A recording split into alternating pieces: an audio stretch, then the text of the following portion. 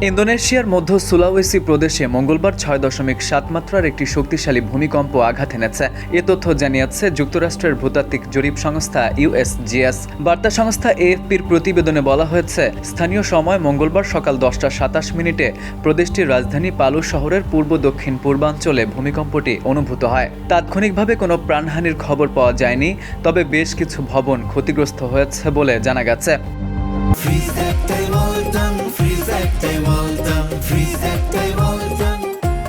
স্থানীয় কর্তৃপক্ষ পরিস্থিতি নিবিড়ভাবে পর্যবেক্ষণ করছে। এদিকে ভূমিকম্পের পর সংশ্লিষ্ট সংস্থাগুলো সম্ভাব্য ক্ষয়ক্ষতির তথ্য সংগ্রহে কাজ করছে। এখন পর্যন্ত বড় ধরনের কোনো নেতিবাচক প্রভাবের তথ্য পাওয়া যায়নি বলে জানিয়েছে কর্তৃপক্ষ।